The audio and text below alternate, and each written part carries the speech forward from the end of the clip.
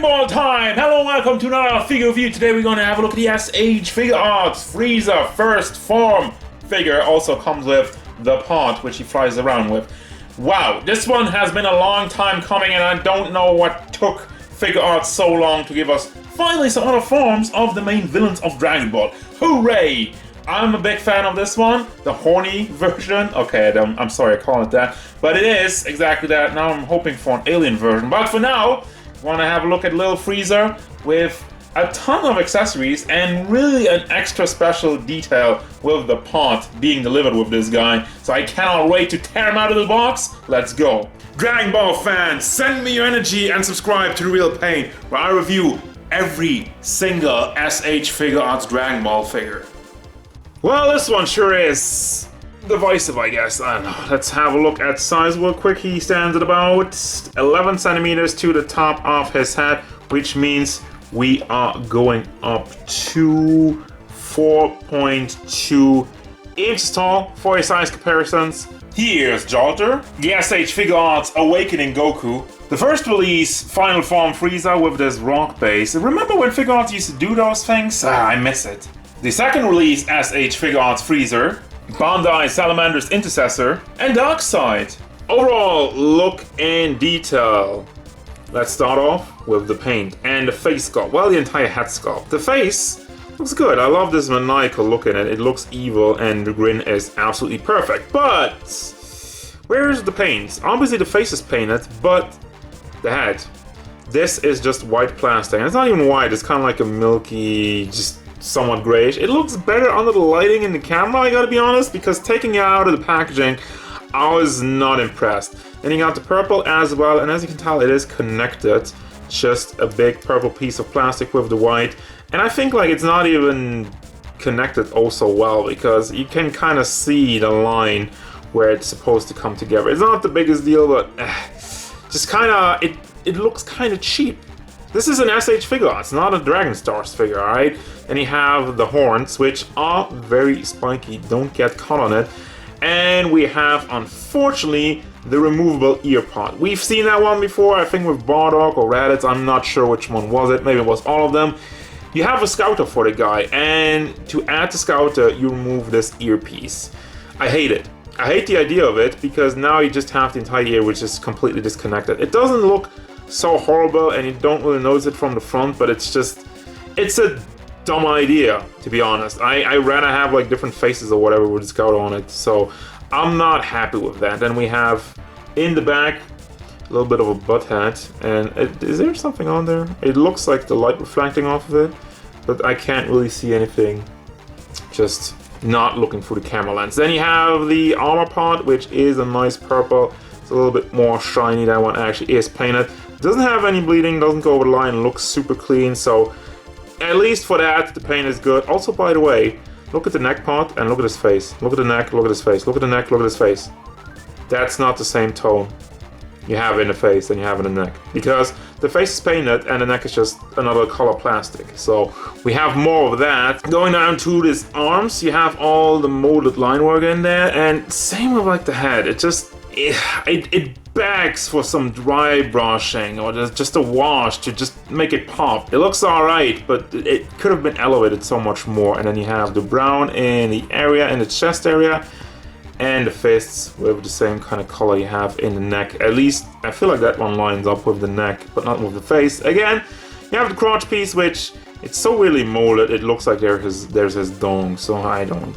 Gonna move on from that, have some muscle detail in the thighs, and moving down actually to the back, which is another thing of stupid crap. Why is the ball joint there and not up there? I had this recently with the Triceratons from NECA, and they didn't do the same mistake with, look, ball joint is up there. That's fine, it looks good for the Final Form Frieza, but for whatever reason they were like, nah, let's have the ball joint smack dab in the middle of the tail. It looks stupid. You're not gonna see it from the front, but still, it's mind-boggling why they do that.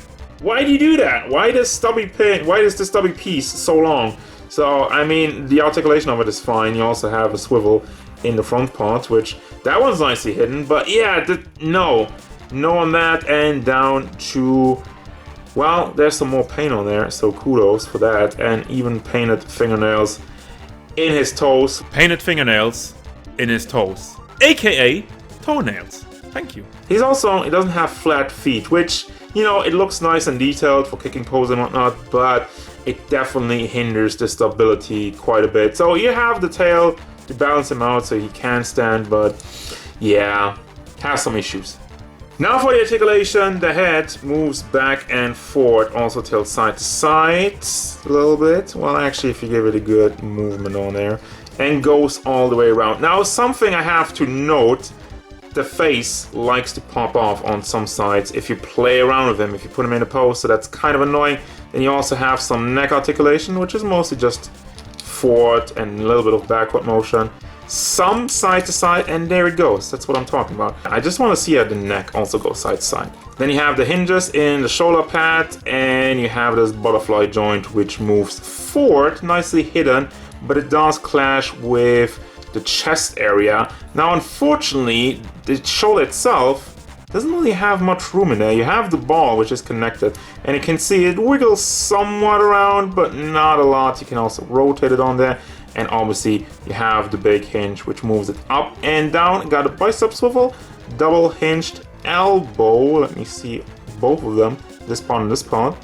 And the fist is on a ball hinge, classic stuff, forward, back, and rotates. Now the chest area has one of these weird hinge ball joint combinations. As such, moves forward very nicely actually, but backward, you know, alright, does not really tilt side to side. Well, you have to give it a tuck. It's alright, I guess.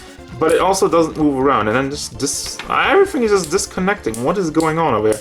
So yeah, side to side movement is awful. And you hear this ugly clicking. Is this gonna break? Don't break. Anyway, so that's that. Then moving down to the hip area, you can rotate that all the way around if it doesn't disconnect. So that's fun. You have the ball on the hinge in there. Let me try that again, connect it, and see what I get out of it. That's what you get out of it. Back and forth, it's alright. Barely has any side.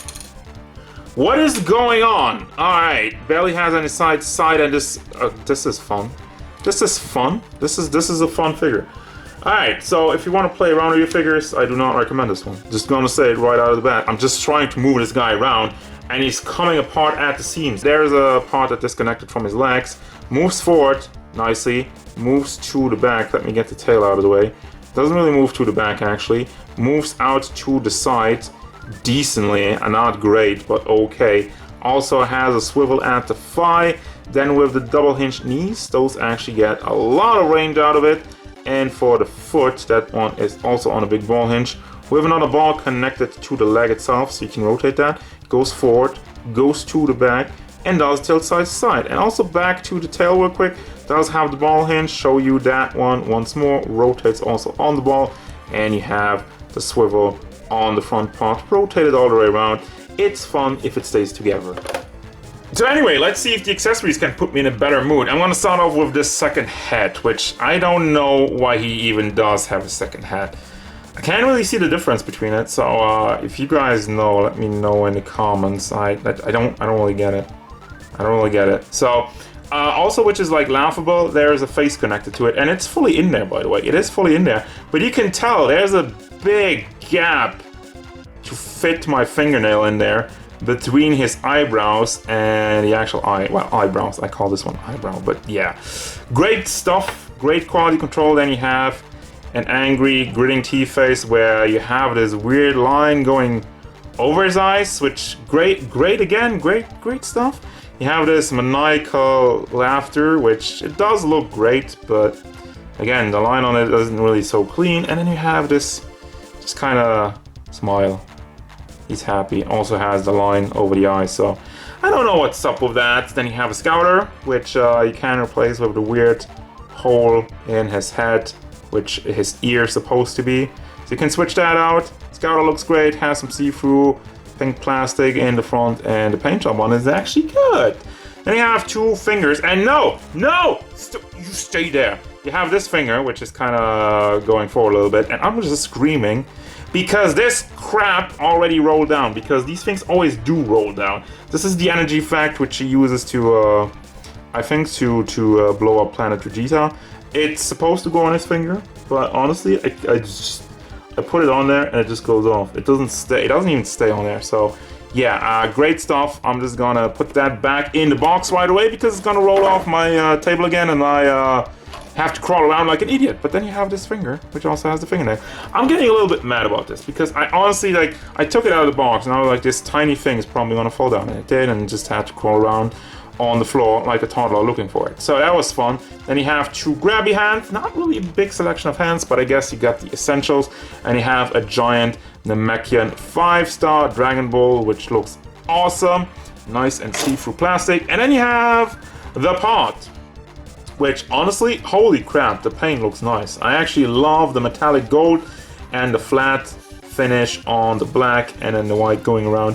And then you have parts of Frieza in there, which I find kind of excessive, but then again, like, why would I give him crap for putting so much work into it? I mean, it's kind of impressive, but it's also just, yeah, okay. So you have the legs in there, you obviously just connect the torso to it, which shouldn't be a problem because the torso likes to disconnect, which is probably one of the reasons why it does that. And yeah, just put it in there, and then you put it on the pot, and you have this nice little see-through base thingy to put the pot like that, which, great stuff, cool idea. Just put it on there, you don't need a base or anything, and that does it. I love the pot. Everything else can go to hell.